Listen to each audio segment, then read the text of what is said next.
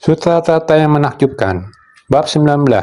Jasa Kebajikan dari Guru Dharma. Sun Fasyang. Episode 1674. Dengan telinga dan mata penuh kewelasasian dan kebijaksanaan, mendengarkan dan mengamati semua makhluk. Bab jasa kebajikan dari Guru Dharma ini menjelaskan kalau Guru Dharma yang menjalankan 5 jenis praktik kekuatan dari pembinaan diri akan semakin luar biasa dan dapat meneruskannya, akan memperoleh jasa kebajikan untuk memunikan diri sendiri dan orang lain yang datang dari 6 akal indera yang murni. Dengan akal mata yang maha ulas asih mengamati wujud makhluk di dunia. Dengan akal telinga yang maha bijaksana mendengarkan suara dari para makhluk di dunia. Mempelajari ajaran Buddha. Guru Dharma yang menegakkan Sutra Teratai. Pada bab jasa kebajikan dari Guru Dharma ini, Sang Buddha memberitahu kita, menjelaskan kalau Guru Dharma yang menjalankan 5 jenis praktek telah dibahas sebelumnya di dalam naskah sutra. Membaca, melafalkan, menerima, menulis, dan menjelaskan. Guru Dharma ini sebenarnya yang paling penting adalah membaca dan melafalkan. Inilah hal dasar yang kita lakukan, membaca sutra dan melafalkan sutra. Jika Anda tidak mengerti naskah sutra dan tidak memahami prinsip sutra, tetapi ketika kita memahami naskah sutra dan mengetahui prinsip sutra, yang paling penting adalah mengingatnya. Tulis yang mampu ditulis, bukan hanya bisa dicatat dan ditulis. Yang paling baik adalah mampu membawa Dharma masuk ke dalam batin, membawa niat batin kita untuk mengetahui Dharma, memahami Dharma, menuliskannya dari niat batin kita. Alangkah lebih baik menyusun dan menyuntingnya menjadi buku, karena aksara bisa diwariskan. Kata-kata yang dikatakan akan segera menghilang ketika didengar. Aksara bisa disebarluaskan. Aksara dapat diwariskan untuk waktu yang lama, sehingga membaca sutra, melafalkan sutra, dan menulis sutra. Apalagi mampu mengajak orang untuk menerima dan mempraktekkan dalam tindak nyata. Mempraktekkan dalam tindak nyata, kita harus memiliki cara untuk menulis dan menyuntingnya. Mampu dibicarakan. Alangkah lebih baik bisa ditulis. Yang paling penting adalah harus mempraktekkan dan menegakkannya dengan baik. Mempraktekkan dan menegakkan. Jika kita hanya mampu membabalkan, melafalkan, menyalin, dan menulisnya, jika tidak mempraktekannya dalam tindak nyata sebagai wujud mempraktekkan dan menegakkan, ini sia-sia. Menegakkan sangatlah penting. Menegakkan sutra teratai mengharuskan kita untuk menganalisis kedalaman jasa kebajikan kita. Dan kita juga harus memperluas analisis ini ke kemampuan 6 akal kita melalui perbandingan. Mata dapat melihat 800 jasa kebajikan, telinga dapat mendengar suara dan memiliki 1200 jasa kebajikan. Ini semua telah dipecah untuk kita. Praktek spiritual, menerapkan ajaran tersebut. Kita harus menerima, menjunjung tinggi, membaca, melafalkan, menyalin, menasihati orang lain untuk mengajar, dan mengajar untuk mereka. Jika kita mampu mencapai semua 5 metode secara bersamaan, ini yang terbaik. Agar kita benar-benar dapat mempraktekannya, kita harus menemukan cara untuk menyelaraskan Dharma dengan tindakan kita. Kita harus membaca sutra dan tahu cara mengajarkannya dan menyebarkannya. Jika kita tidak mampu menulis seluruh buku, tidak apa-apa. Tapi kita harus selalu berlatih. Ini sangat penting. Maka 5 jenis praktek yang dijalankan oleh Guru Dharma, jika dapat melengkapi kelima jenis ini semuanya, itulah kekuatan dari pembinaan diri akan semakin luar biasa dan dapat meneruskannya. Kita akan melangkah di jalan ini, dengan sungguh membentangkan jalan ini. Satu bagian demi satu bagian telah tembus, dan semakin panjang, maka semakin luar biasa. Artinya, jalan bebas tanpa hambatan, senantiasa dapat diteruskan. Maka akan memperoleh jasa kebajikan untuk memunikan diri sendiri dan orang lain yang datang dari 6 akal indera murni. Jika dapat mencakup seluruhnya kelima jenis praktek ini adalah memperoleh jasa kebajikan untuk memunikan diri sendiri dan orang lain. Keenam akal ini sudah lengkap dan juga dapat saling membantu. Ini membutuhkan kesungguhan hati dari kita. Karena ketika mata melihat sesuatu, kita jangan membiarkan pintu nafsu keinginan terbuka atau memanjakan diri sendiri. Melihat segala sesuatu harus dengan pandangan yang jelas, dapat membedakan benar atau salah. Inilah yang mengharuskan kita untuk terus belajar, bukan hanya dapat melihat, melihat dan memahami. Setelah melihat, kita harus menganalisa dan memahami apakah benar atau salah. Menganalisa sesuatu dengan sungguh-sungguh. Apakah ini boleh dipakai atau tidak? Ini harus dianalisa oleh niat pikiran kita dengan sungguh-sungguh, sehingga mengetahui metode terbaik dalam menggunakan sesuatu. Dengan mata, dengan telinga. Telinga dapat mendengarkan apa yang dilihat oleh mata, walaupun tanpa suara. Dapat mengetahui fungsi dan kegunaannya. Semua benda memiliki suara, bukan tanpa suara. Karena setiap benda memiliki kehidupan, jiwa kehidupan. Hanya saja, suara yang sangat kecil tersebut tidak akan terdengar oleh kita. Menggunakan mata untuk melihat segala sesuatu. Semuanya memiliki nada suara yang halus itu. Jadi sering dikatakan bahwa bumi memiliki suara napas. Inilah alasan kita perlu melihat bumi, memahami bumi. Bumi memiliki energi. Disebut sebagai energi bumi. Di bawah tanah terdapat panas, dan di mana ada energi, di situ ada suara. Maka kita menggunakan mata untuk melihat, menggunakan hati untuk merasakan. Ini disebut telinga mendengar, atau pendengaran melalui hati. Ketika indera pendengaran dan penglihatan bersatu, mereka saling berhubungan. Apa yang didengar oleh telinga? Suara apa itu? Sama seperti mata yang bisa mengenali bentuk sesuatu. Ketika mata tertutup, misalnya, suara jam berdetak, tik-tok, tik-tok. Telinga mendengar dan mengenali, oh ini suara jam. Atau ketika mendengar suara gemuruh dari luar, ini suara apa? Oh ini suara kereta api. Lalu bagaimana bentuk kereta api? Dalam pikiran kita tahu bentuk kereta api, karena sebelumnya pernah melihatnya dengan mata.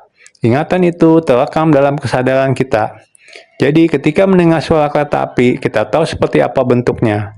Inilah yang disebut dengan perpaduan antara telinga dan mata, serta keselarasan antara suara dan bentuk. Inilah cara indera kita saling bersatu. Oleh sebab itu diperlukan memurnikan diri sendiri dan orang lain yang datang dari 6 akal indera yang murni.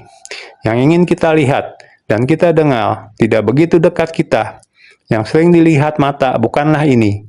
Kita dapat mengubah kesadaran menjadi kebijaksanaan.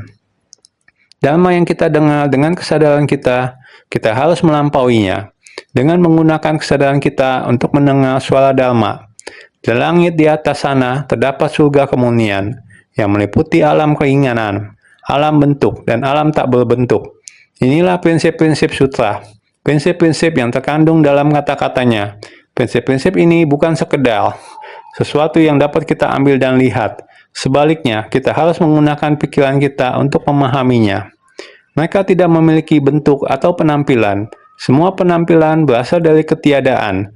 Ini adalah prinsip kebenaran yang memungkinkan kita untuk memahami hal-hal yang tidak dapat kita lihat dan memahaminya menggunakan pikiran kita. Jadi, bagaimana kita mengubah kesadaran kita menjadi kebijaksanaan? Kebijaksanaan terdiri dari kebijaksanaan yang bijaksana dan kebijaksanaan setara. Bagaimana kita mengubahnya? Jawabannya terletak pada Buddha Dharma. Begitu kita menerima prinsip-prinsip tersebut, kita hanya dapat memahami esensinya melalui pengembangan batin dan praktek eksternal dengan menerapkan Dharma dalam tindakan. Jadi, apa metode yang harus kita gunakan? Kita mesti menggunakan akal mata yang maha welas asih untuk mengamati sesuatu. Kemudian kita harus melampaui hal-hal ini untuk menghayati prinsip kebenarannya. Akal mata kita melihat orang. Setiap orang adalah Buddha. Namun, apakah kita yakin bahwa Buddha berada di dalam hati setiap orang? Kita yakin, karena ini adalah Buddha yang mengatakannya. Namun, mengapa orang ini begitu bodoh? Sangat sulit dihadapi. Mengapa dia tidak mau mengerti apa yang kita katakan? Mengapa dia memiliki ingatan begitu buruk? Mengapa dia tidak mau mendengar? Mengapa dia begitu bodoh dan seterusnya? Manusia tetaplah manusia. Namun, untuk setiap manusia, Buddha mengatakan bahwa kita pada dasarnya memiliki sifat Buddha. Setiap manusia memiliki sifat kebudaan. Namun kita makhluk hidup memang memiliki rintangan yang demikian. Rintangan ini adalah kekotoran dan kegelapan batin kita yang merintangi kita. Dan sekarang bagaimana kita membina diri? Yakni dengan hati yang maha welas asih. Hati yang maha welas asih mudah dijelaskan. Maha welas asih ini harus kita mempraktekkan dalam tindakan nyata. Kita harus melakukannya. Apa itu berbelas kasihan tanpa syarat? Apa itu mengasihani insan lain bagaikan terhadap diri sendiri? Kita sering menjelaskannya. Ini adalah sesuatu yang bisa kita lakukan. Orang-orang itu tidak ada hubungan dengan kita. Ini hanya kita dengar tentang bahwa di tempat itu mengalami kesulitan dan bencana alam. Tempat itu tidak jauh dari kita. Kita tidak memiliki hubungan dengan mereka. Namun, Maha Welas Asih ada dalam batin kita. Kita tidak tega melihat tempat yang jauh dari kita mengalami bencana besar, memiliki kesulitan yang berat. Kita semuanya harus bersatu hati, bersungguh hati untuk mengatasi kesulitan yang berlapis-lapis. Kita dapat memberi bantuan ke tempat itu, menyelamatkan dan mencabut penderitaan mereka. Seperti tahun 2019, pulang dari Myanmar, serombongan bodhisatwa yang tekadnya sama, pemahaman yang sama. Begini ada hati berbelas kasihan tanpa syarat, pemikiran mengasihani insan lain bagai terhadap diri sendiri. Semuanya berkumpul, sangat susah, menggunakan waktu 10 hari, pergi membantu lebih dari 40.000 keluarga. Kehidupan begini tidak mudah dilalui, berjumpa bencana alam. Terus-menerus ada 2 bulan bencana banjir besar, menghanyutkan padi mereka, sawah. Terlihat padi yang sudah diikat, sudah mau panen. Padi di sawah yang sudah diikat tergenang. 2 bulan lebih kemudian air sudah surut. Sebidang sawah, padi di sawah. Adalah setelah air surut, rumput pun tumbuh. Tanaman pangan sudah tidak terlihat. Yang terlihat adalah rumput liar yang lebat. Padi periode ini sudah lenyap. Insan suci pergi survei bencana, derita Orang ini awalnya sudah ada hutang. Kali ini mau tanam lagi, masih harus meminjam. Hutang sangat banyak, masih harus pinjam, baru bisa tanam kembali. Memahami mereka, lihat kondisi keluarga mereka, ayah, keluarga. Rumah tidak ada 4 dinding, bukan. Sekeluarga dengan 4 dinding adalah keluarga tidak ada 4 dinding. Dengan rumput bangun rumah. Rumputnya sudah hancur, dindingnya bisa mulai dari depan. Terus bisa melihat belakang rumah mereka, tidak tega. Setelah air surut, pada musim semai padi berikutnya, masih perlu 2 hingga 3 bulan. Mereka dapat memanfaatkan waktu ini dengan baik. Selama orang tekun bekerja, lahan memang pada dasarnya berada di sana. Mereka hanya perlu menggarap dengan baik, membajak sawah, mencabut rumput liar, dan lain-lain. Menggarap lahan dengan baik. Selama mereka menabur benih ke tanah dengan sendirinya, ada benih yang ditanam, ada orang yang melawatnya. Maka benih akan menghasilkan panen yang berlimpah. Pemikiran kita seperti ini. Maka kita kembali membuat perencanaan dengan mereka. Membantu mereka menggunakan waktu 2-3 bulan ini untuk menanam kacang hijau. Kita juga membantu mereka memilih kacang hijau, memilih benih kacang hijau berkualitas tinggi, kemudian mendistribusikannya. Tentu saja proses ini sangat sulit dan rumit. Kita harus memahami satu persatu keluarga. Dengan beberapa ribu rumah tangga yang perlu dibantu, kita segera menyediakan benih kacang untuk mereka. Benih kacang yang berkualitas tinggi. Mereka juga bersedia bekerja lebih keras untuk menanamnya. Hasil panen kacang hijau berlimpah. Mereka sangat senang.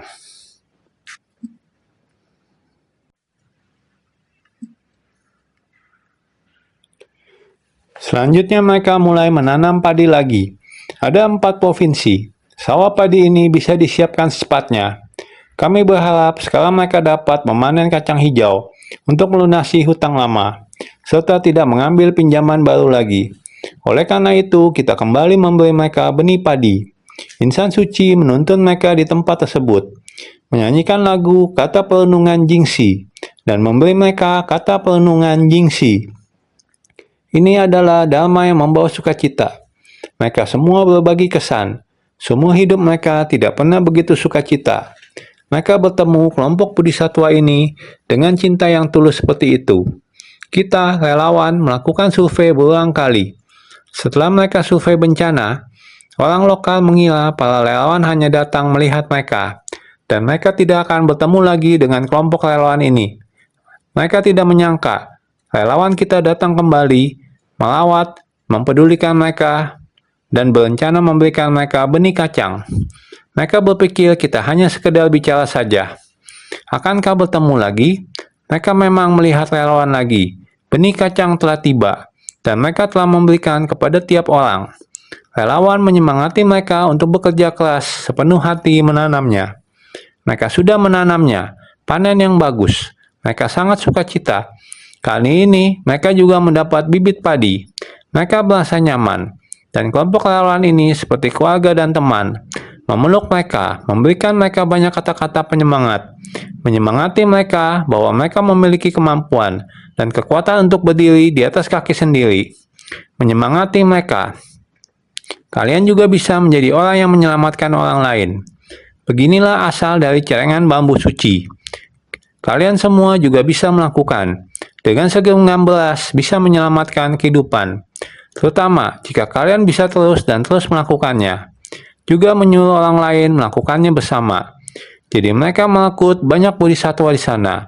Ada 1.000 sampai 2.000 orang yang datang mendaftar untuk menjadi relawan suci. Bersedia membawa pulang celengan bambu dan celengan beras pulang. Untuk menyemangati orang-orang melakukan perbuatan baik. Semua orang sangat percaya bahwa semua penderitaan yang mereka alami di kehidupan ini adalah berasal dari berkah pada kehidupan sebelumnya.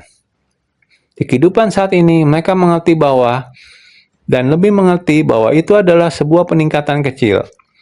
Mereka memiliki kemampuan untuk membantu yang lainnya. Inilah yang dimaksud menjadi bodhisattva, dengan terus memberi tanpa pamrih. Barulah dapat memperoleh berkah yang besar.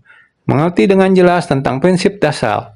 Setiap ucapan, kita dapat melakukannya, dan mencapai kebahagiaan batin. Menerima materi dari benih kacang dan benih beras. Mendengar mereka satu persatu berbagi cerita, dengan batin dan kebahagiaan Dharma. Walaupun saya tidak dapat pergi ke sana, tetapi ketika mendengar metode seperti itu, dan mereka dapat melakukannya, Dharma yang seperti itu, dan ada metode yang cocok untuk mengajar mereka. Ini adalah ada Dharma untuk menyadarkan, dan menolong begitu banyak orang yang menderita, menolong begitu banyak orang, dan memberikan mereka agar memiliki kesempatan untuk melihat berkah dalam penderitaan, yang membuat batin penuh dengan kebahagiaan. Dengan akal mata yang maha welas asih mengamati wujud makhluk di dunia. Sangat banyak bodhisattva yang memiliki pemahaman yang memusat, yaitu akal mata yang maha welas asih ini. Kapan saja kita mendengar penderitaan di seluruh dunia, itu menggunakan akal telinga kita. Jadi kita dapat menggunakan akal mata kita untuk mengamati wujud makhluk di dunia. Tempat itu sangat menderita. Jadi kita tidak bisa tidak berwelas asih dan pergi ke sana. Ini berasal dari akal mata yang maha welas asih yang mengamati wujud makhluk di dunia. Setelah kita mencapai hal ini, kemudian kita akan menggunakan akal telinga yang maha bijaksana, mendengarkan suara para makhluk di dunia. Kita perlu kebijaksanaan seperti ini. Mereka sangat jauh. Bagaimana kita dapat menolong mereka? Beberapa ratus orang ini datang dalam 2 kelompok. Semua relawan dari kelompok ini berjumlah 400 hingga 500 orang. Dengan 400 hingga 500 keluarga, bagaimana mereka dapat membantu 40.000 hingga 50.000 keluarga? Ini memerlukan setiap orang untuk memiliki visi yang sama, suara yang sama. Jadi dengan akal mata yang maha welas asih, mengamati wujud makhluk di dunia, mereka menderita. Jadi kita harus memanfaatkan kewelas asihan kita dan membantu mereka. Ini memerlukan welas asih dan menggunakan mata untuk mengamati. Sebenarnya, bagaimana kita bisa memahami penderitaan mereka? Kita harus menggunakan akal telinga yang maha bijaksana. Saat kita mendatangi mereka, mendengarkan curahan hati mereka, mendengarkan mereka berkata, di masa lalu aku telah memupuk begitu banyak utang. Sekarang aku berharap, tapi harapan di masa ini telah sirna. Aku harus meminjam lagi untuk masa berikutnya. Dengan telinga kita mendengar, dan dengan mata kita melihat lingkungan tempat mereka tinggal. Dari apa yang kita dengar tentang kesulitan bertahun-tahun mereka, kita menganalisisnya untuk mereka. Maka, dengan akal telinga yang maha bijaksana, mendengarkan suara dari para makhluk di dunia. Saudara sekalian, inilah hasil dari mendengarkan ajaran yang kita terapkan dalam tindakan nyata. Inilah kasih sayang yang besar, kebijaksanaan yang agung, untuk memahami penderitaan hidup makhluk di dunia dan mendengarkan suara hati mereka. Kita berupaya dan memberikan bantuan hingga selesai, sehingga semuanya merasa bahagia. Oleh karena itu, marilah kita memahami dengan sepenuh hati. Mari, naskah sutra sebelumnya mengatakan seperti ini. Pada 3.000 maharibu dunia, semua suara di dalam dan di luarnya, ke bawah sampai ke neraka Avici, ke atas sampai surga Akanista, semua suara itu dapat didengarnya tanpa merusak akal telinga. Karena telinganya tajam, semuanya dapat dibeda-bedakan dan diketahui. Sutra Tatai Bab 19, Jasa Kebajikan dari Guru Dharma. Naskah sutra di atas telah menyampaikan kepada kita seperti ini. Ya, kita memang harus menggunakan indera pendengaran kita untuk mendengar tentang dalam dan luar. Dunia besar yang meliputi segala sesuatu di dalam dan luar. Seberapa jauh jarak antara Taiwan dan dunia internasional. Suara dari tempat-tempat yang penuh penderitaan telah kita dengar, juga telah kita lihat, bahkan hingga ke atas sampai surga Akanista. Maka dapat kita lihat, dengan cinta kasih yang begitu melimpah, hati cinta kasih murni tanpa noda. Kita memberikan tanpa mengharapkan imbalan. Kita kembali dengan sukacita, penuh kegembiraan dalam Dharma. Ini seperti ke atas sampai surga Akanista, membawa kebahagiaan. Suara Dharma yang membuat orang bersukacita. Sama dengan itu, kegembiraan seperti ini mencapai puncaknya, sangat membahagiakan. Semua suara itu dapat didengarnya. Berbagai jenis suara dapat terdengar. Mendengar bahwa orang di sana sangat menderita, lalu beralih ke topik lain. Orang di sana bersukacita, seperti rasa sukacita yang kita rasakan ketika memberikan bantuan. Semua itu adalah murni, suara yang murni. Jadi, semua suara itu dapat didengarnya. Berbagai jenis suara bisa terdengar, tanpa merusak akal telinga. Meskipun kita mendengar penderitaan yang sangat dalam, dan telah membantu mereka, atau mendengar sukacita yang luar biasa, yang memberikan kenyamanan bagi kita. Oleh karena itu, indera pendengaran kita tidak rusak, karena semuanya adalah suara yang baik, karena telinganya tajam. Ada maksud baik seperti ini, maksud baik ini, niat pikiran yang baik. Hati kita adalah sarana dari puluhan ribu dharma. Hati kita murni, jadi ada telinga yang tajam seperti ini. Telinga tajam adalah dapat membeda-bedakan dengan jelas. Semua dapat dibeda-bedakan dan diketahui seperti ini. Ini adalah naskah sutra sebelumnya. Dengan demikian kita tahu, bukan tidak dapat mencapainya. Naskah sutra mengatakan hal ini. Kita sudah melakukannya, telinga telah mendengarnya, mata telah melihatnya, orang juga sudah sampai, tangan juga sudah terulur, juga telah melakukannya. Mendengar suara seperti ini, ada kondisi seperti ini, kita telah melakukan sumbangsi. Jadi, orang yang menegakkan sutra tata ini, sekalipun belum beroleh telinga dewa, namun dengan menggunakan telinga bawaan lahirnya, telah memiliki jasa kebajikan seperti demikian. Sutra Tatai Bab 19, Jasa Kebajikan dari Guru Dharma. Ini adalah naskah sutra hari ini. Sudah mengatakan seperti ini, menegakkan ini. Orang yang mendengarkan sutra tatai ini, sekalipun belum memperoleh telinga dewa, kita semuanya, saat membaca sutra tatai, kita juga membangkitkan tekad membangun ikrar, akan menerima dan menegakkan, mempraktekkan dalam tindakan nyata. Kita semua memiliki ikrar seperti ini. Kita juga seperti ini, mulai mendengarkan sutra dan melafalkan sutra. Tetapi kita masih makhluk awam. Kita masih menggunakan akal telinga makhluk awam. Apakah kata-kata yang didengar ada diresapi atau tidak didengarkan? Apakah kata-kata yang diucapkan? Apakah kita dapat memahami atau tidak? Ini masih ada sebuah jarak. Jadi kita belum memperoleh telinga dewa, karena akal telinga kita masih sangat tumpul dan rendah. Ini adalah kembali kepada kenyataan di dalam kondisi alam kita. Orang yang menegakkan sutra tata ini, sekalipun belum memperoleh telinga dewa, orang yang telah memperoleh telinga dewa yang bebas dari rintangan, baru bisa mendengarkan suara yang jauh. Sekarang, orang-orang pada tingkat makhluk awam, dikarenakan adanya kekuatan dari menegakkan sutra ini, mampu mengubah kesadaran menjadi kebijaksanaan, sekalipun belum memperoleh telinga dewa. Jika bisa memperoleh telinga dewa, maka tidak ada lagi hambatan. Semua kekotoran batin, kilesa di dalam batin telah sepenuhnya disingkirkan, sehingga telinga benar-benar murni. Telinga dewa adalah bentuk telinga yang telah mencapai kemurnian sepenuhnya, baru bisa mendengarkan suara yang jauh. Dengan telinga dewa, seseorang bisa mendengar suara dari jarak yang sangat jauh. Sekarang orang-orang pada tingkat makhluk awam, dikarenakan adanya kekuatan dari menegakkan sutra ini, mampu mengubah keadaan menjadi kebijaksanaan. Kenyataannya, kita masih di dunia ini, meskipun belum memperoleh telinga dewa. Kita masih bisa mendengarkan Dhamma Buddha.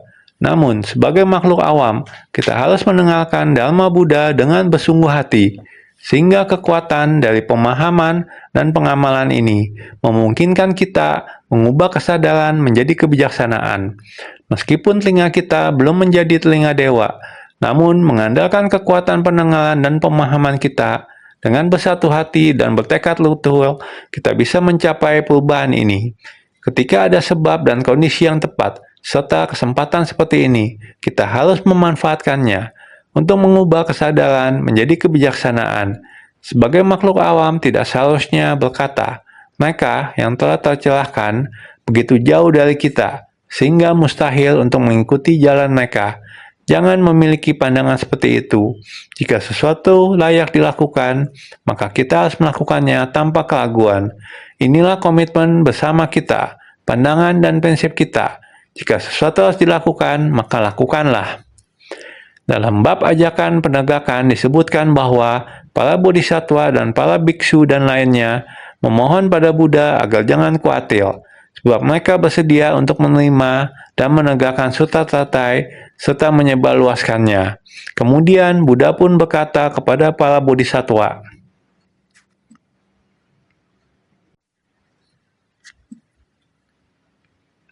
hendaknya mengajak orang lain untuk menerima, menegakkan, dan menyebarluaskan Sutta Tatai. Di dalam bab ajakan penegakan. Bab ajakan penegakan, yaitu di bab ke-13. Sang Buddha juga mulai mengemukakan, selanjutnya, waktu hidup saya di dunia tidak lama lagi. Makanya, para bodhisattva dan para biksu kemudian menghibur Sang Buddha, memohon pada Buddha agar jangan khawatir, sebab mereka bersedia untuk menerima dan menegakkan. Kita semuanya ada mendengar dengan cermat. Kita semuanya bersedia untuk menegakkan. Kami bersedia mengikuti ajaran Dharma dari Sang Buddha. Setelah mendengarnya, kedepannya kita akan mulai berikrar. Berikrar demi makhluk hidup di dunia saha ini, membabarkan Dharma, membimbing.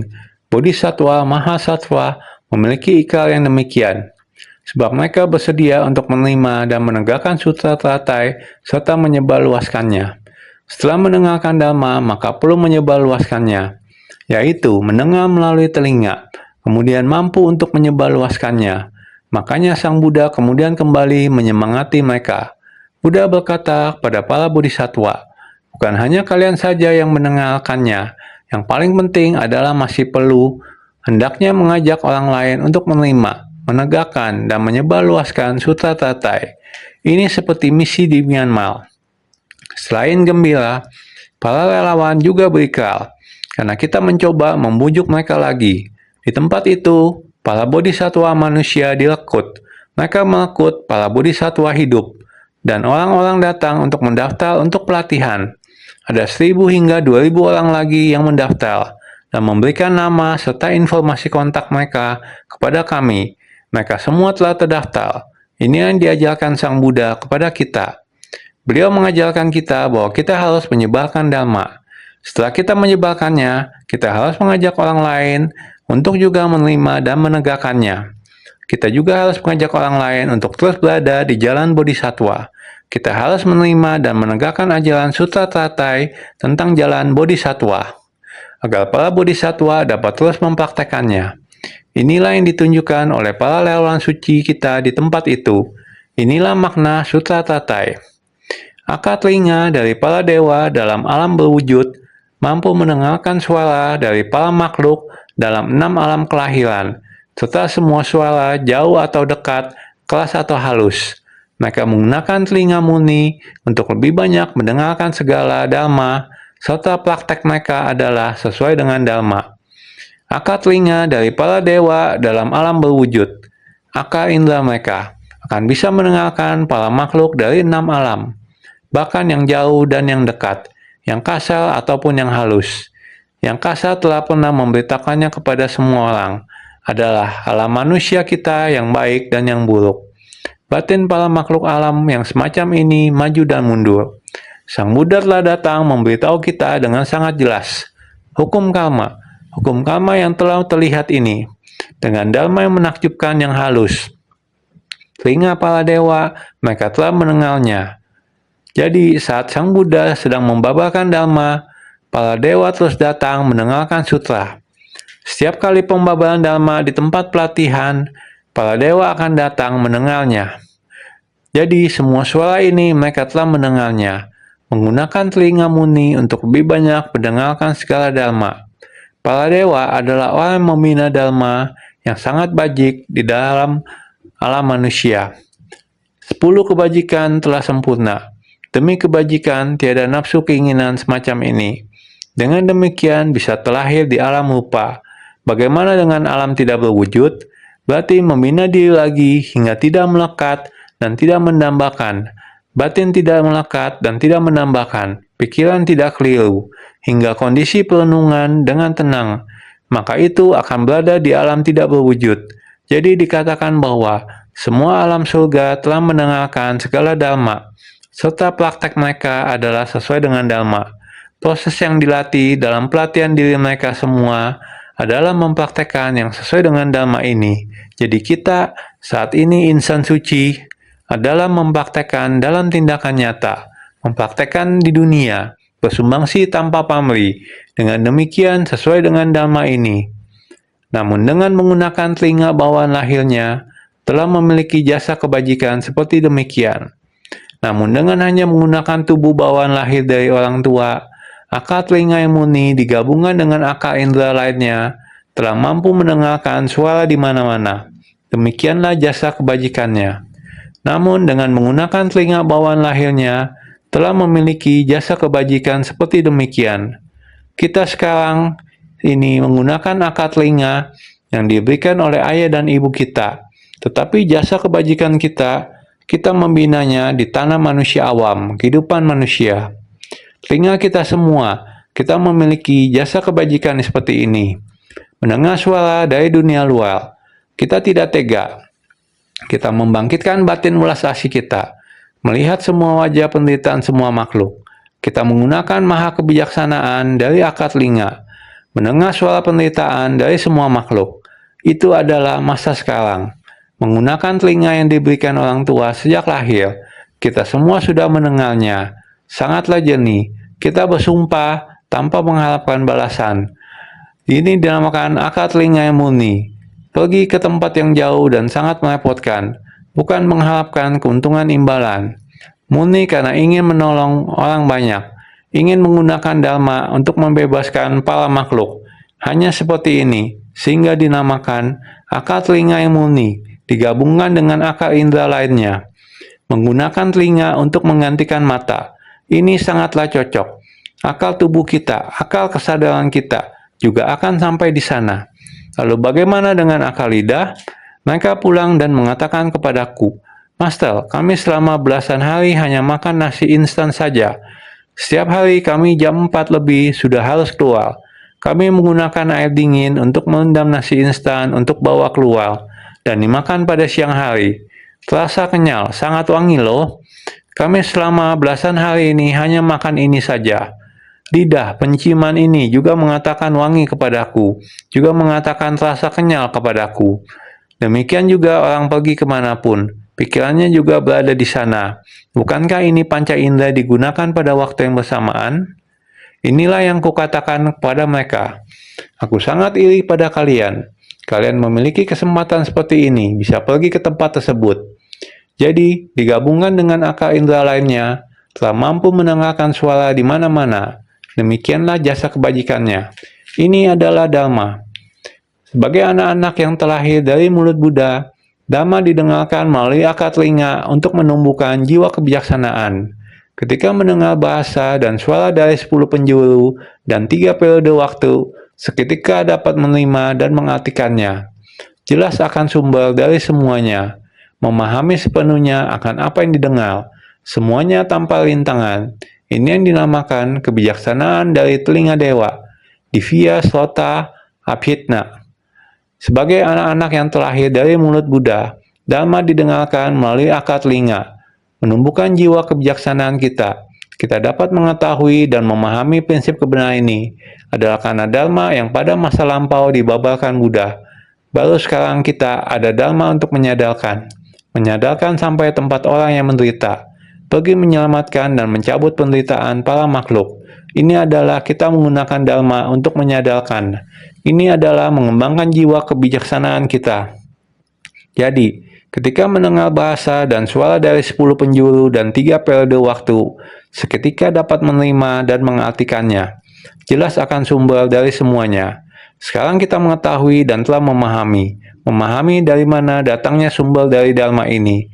Jadi, memahami sepenuhnya akan apa yang didengar, semuanya tanpa rintangan.